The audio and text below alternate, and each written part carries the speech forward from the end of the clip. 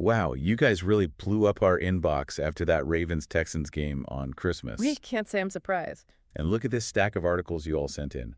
Reuters, TalkSport, SB Nation, even the New York Post. Sounds like everyone had something to say about this one. And for good reason. We're calling this deep dive, Lamar Jackson Makes History. But yeah, there's a lot more to unpack here than just that. Absolutely. All right, well, let's not waste any time. You ready to jump in? Let's do it. All right, Lamar Jackson. Historic achievement, 10,000 career rushing yards. Woo! Really got to let that sink in for a sec. 10,000 rushing yards. For a quarterback, it's unheard of. Yeah, and he's not even 30 yet. It's not just about the number, though, is it? It's what it represents. What do you mean? Lamar is changing how we think about the quarterback position. Well, yeah, he's a dual-threat quarterback. Everyone knows that. Right, but he's taking it to a whole new level. You know, he broke Vic's rushing record. Yeah, I read that in one of these articles. I think it was the SB Nation one. But here's the thing. He did it in almost 40 fewer games. Wow, that puts it in perspective. Doesn't it? That's not just talent. That's a whole different breed of player, a whole different approach to the game. And then that 48-yard touchdown run. Yeah. I mean, did you see the speed on that? One of the articles, TalkSport, I think, said he was clocked at 21.25 miles per hour. Yeah. That's faster than the average NFL running back. I know. I mean, that's practically Usain Bolt territory. But with pads and a helmet, can you imagine trying to tackle that? No way. Talk about a nightmare for defenses. Exactly. It's not just speed either. He's got this uncanny ability to read the field, to see things before they happen. Then there's his agility, the way he can just weave through defenders, find these tiny little gaps that seem impossible. It's mind-blowing. It's like he's playing a different game than everyone else out there. Yeah. He's rewriting the rules of the position. And it's not just him. Look at what the Ravens are doing as a team. It's like they've built this offense perfectly suited to his strengths. Yeah, okay, but even with all that, the Texans' defense isn't exactly, the worst out there. And the Ravens, they still put up 35 points.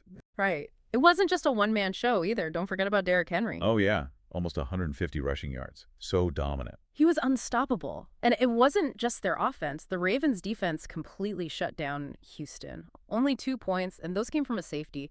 What happened to the Texans? Well, their run game, usually their bread and butter, was totally stifled. Joe Mixon, he barely made a dent.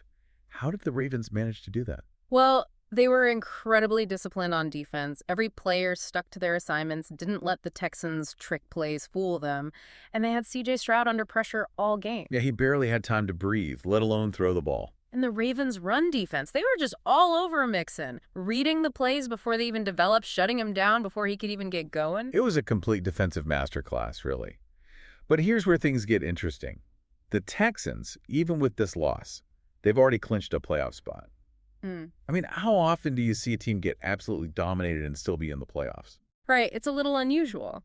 And it's got everyone wondering, how does this affect their strategy going forward, especially with that Titans game coming up? The last game of the season. Exactly. Do they risk their starters, try to go for the win, or do they rest their key players, make sure everyone's healthy for the playoffs? It's a tough call. A win could give them some momentum, but if someone gets injured, that could derail their entire postseason. It's a gamble, either way. Okay, before we talk about playoff implications, though, we got to talk about what happened before the game even started. The, altercation. Yeah, a punt hit a coach, and then Joe Mixon kicked the ball into the stands. Talk about starting the game off with a bang. It sounds like something straight out of a movie. It definitely got everyone's attention, that's for sure. But honestly, it's not that surprising, is it? Not really, no. These are high-stakes games. You've got the pressure of the playoffs, the rivalry between these two teams. Things are bound to get heated, right? It's easy to forget sometimes, but these are real people out there. They're not robots, They feel the pressure, the emotions. Exactly. And sometimes that pressure, it just explodes. Yeah. Makes you think, Okay, so let's look ahead to the playoffs. Where do both teams go from here? The Ravens are on the verge of clinching the AFC North, but they've still got that tough game against the Browns coming up. That's right. It's all in their hands, though. If they win against the Browns, the AFC North is theirs, no question. But the Texans, their situation is a little more complicated. Even though they're already in the playoffs. Yeah, making the playoffs is one thing. Making a deep run, that's another. And this loss against the Ravens, it exposed some weaknesses that they're going to need to address. Like what? Well, their run game, for one. They couldn't get anything going against the Ravens, and that's usually their strength. Plus, Stroud seemed rattled under pressure. If they want to compete with the top teams in the AFC, they're going to have to find a way to protect him better. Yeah, if he's getting sacked every other play, they're not going very far. Yeah. Right. So the Texans, they've got some work to do. It's going to be interesting to see how they respond. So we've got a record-breaking performance from Lamar Jackson, a dominant win by the Ravens, a pregame brawl. Yeah, this game had everything. What stood up most to you? I think what's really fascinating is how this one game kind of reflects the bigger picture of the entire NFL season. How so? I mean, look at all the upsets we've seen this year. Nobody predicted the Bengals would be doing this well. And then you've got these crazy tight races in almost every division. It's like the balance of power is constantly shifting. You're right. It's been a wild ride. It has, and I think it speaks to the parity in the league this year.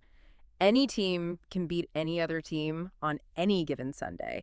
It's what makes the NFL so exciting to watch. Absolutely. And to all our listeners out there, here's something to think about. Lamar Jackson is breaking records this early in his career. Imagine what else he can achieve.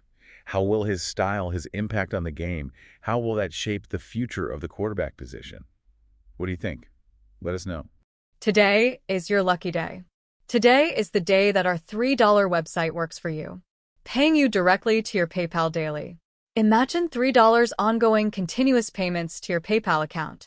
Imagine falling asleep and waking up to $300 in your PayPal account. How would this make you feel? How could this help you? What bills could you pay? What kind of fun could you have? What does that retirement look like now? All for a one-time payment of $3. This website is DFY done for you, fully built and completely hosted, and never stops collecting payments for you. You have spent $3 on coffee on a regular, but that coffee won't help you create multiple streams of income. Click the link below.